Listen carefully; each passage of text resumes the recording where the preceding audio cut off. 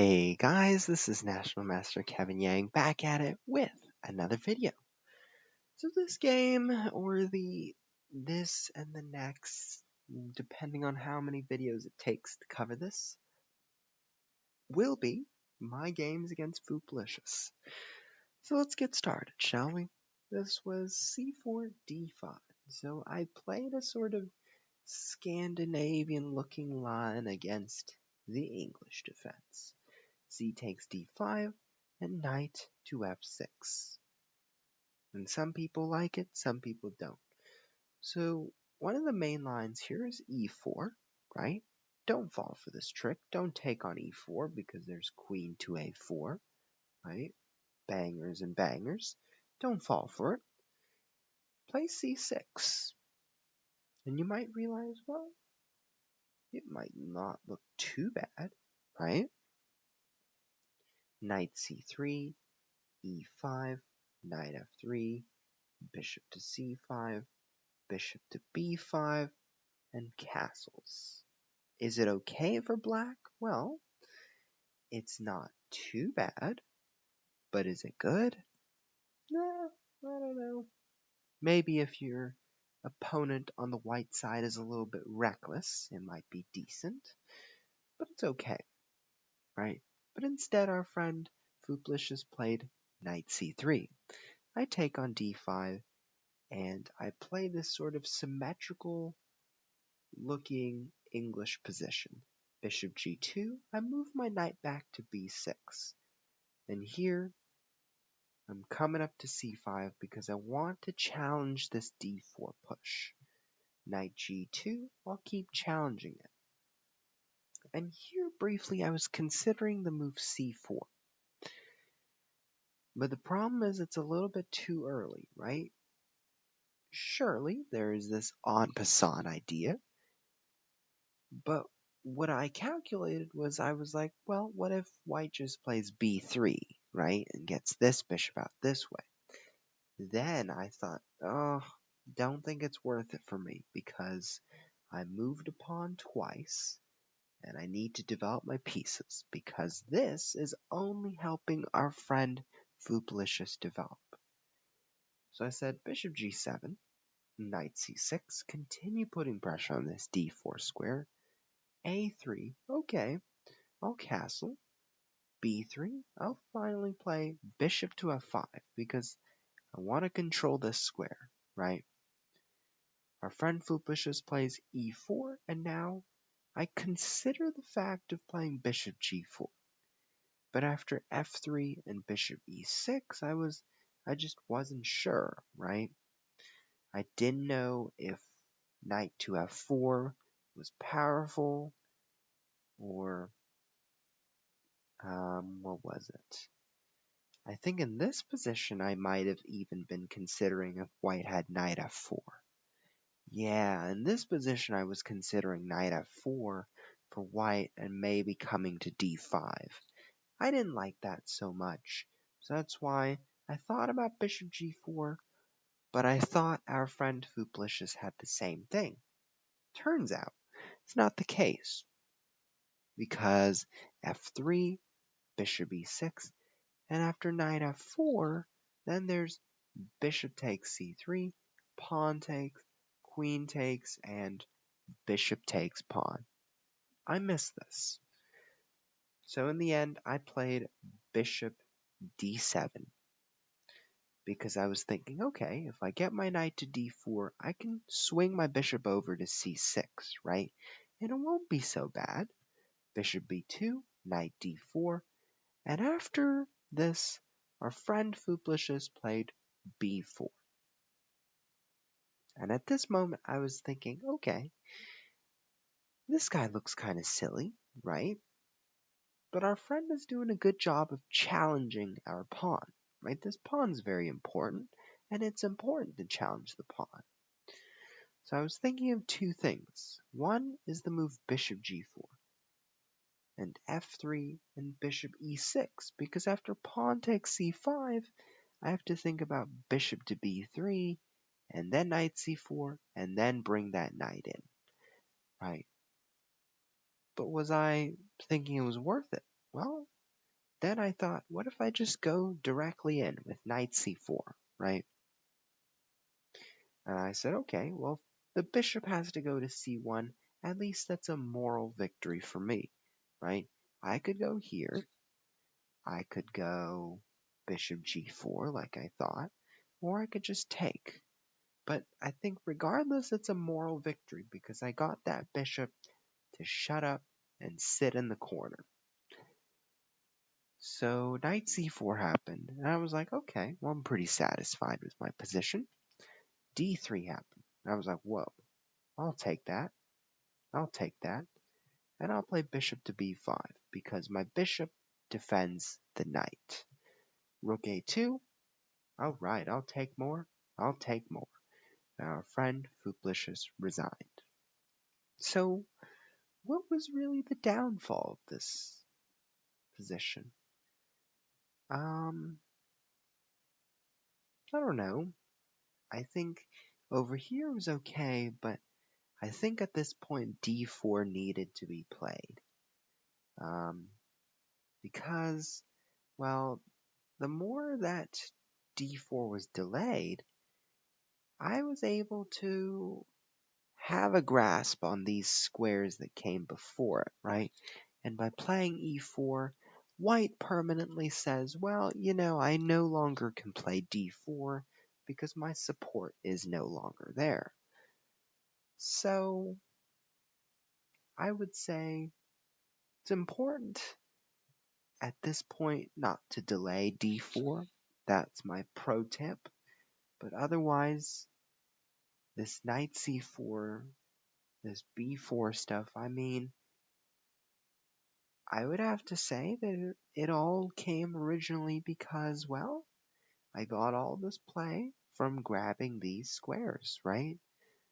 So, as a result of not pushing d4, a lot of things that weren't supposed to happen, they happened. So, it was a tragic ending, but some missed opportunities. So, let's go on to the next game against Fupalicious. It's a Alekhine defense, and here last time I played e5 and it didn't go so well, so I played knight c3.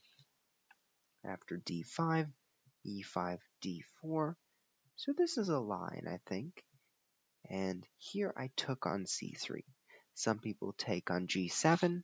Some people, they take on c3 this way. It's a personal preference. I took on c3 with the b pawn. I started developing, right? Bishop to c4.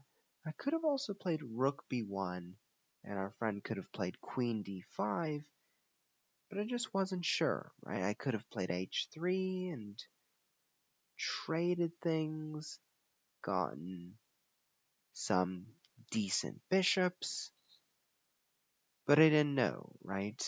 Because there's so much uncertainty. Do I just play bishop e2, h3 in here, and try to go for that?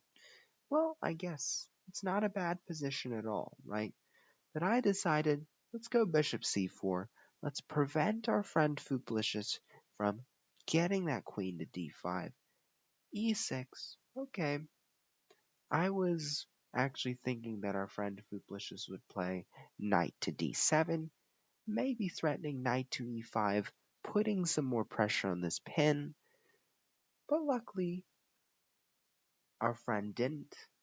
And after e6, I played h3. And to be honest, I didn't quite like this trade because it gave me a lot of play, right? It let my queen go to an area that, well, it would really do well in. But what I think our friend Fupalicious, I cannot speak today, but Fupalicious should do is just play bishop h5, right? Keep the tension going and continue to threaten this, right? So there's potential, but you gotta keep up the pressure here. Otherwise, it's gonna be an easy breeze for me. So after h3, I got the trade in, I got my rook active, and I started marching forward. I'm not sure if f5 had to be played because every move does release some squares. And what this move did was it gave me the potential to control more squares, right? And I'm not sure if I had to castle here because I did have queen g3 and bishop d6, but I still did for king safety. And after b5, I just went for it. I could have also went bishop e5 and then bishop d6. That probably would have been the smartest way to do it because after bishop to e5, the bishop, well, it's going to get checkmated, so only move f6, bishop d6, queen to d7, and here bishop takes, king takes. And I don't even have to rescue this guy. I can play rook to e1 because, well, there are two attackers and one defender. So I missed some chances, but that's okay. I still went for the rook, and again, I didn't even have to save that bishop. I could have played rook to e1. Well, maybe after rook to e1 there was f4, so that was maybe what I was worried about. But there's even a possibility I could have taken, right? Because here, the move that I did not see, right? I was thinking rook takes knight d7, but the move here I didn't see was the move queen to f3. That would have been a golden opportunity. But I didn't see it, so can't blame myself for missing it.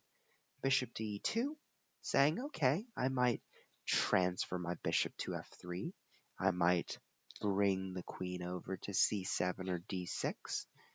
So I did. I took some pawns. I put some more pressure.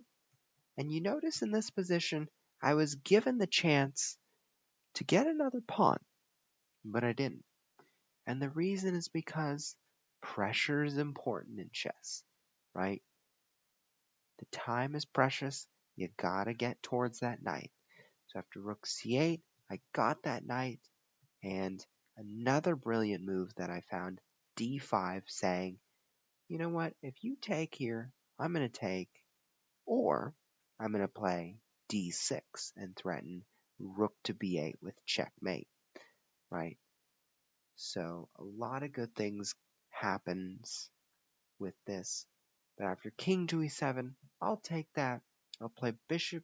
I'll play rook to b7, activate the rook, and maybe threaten the bishop.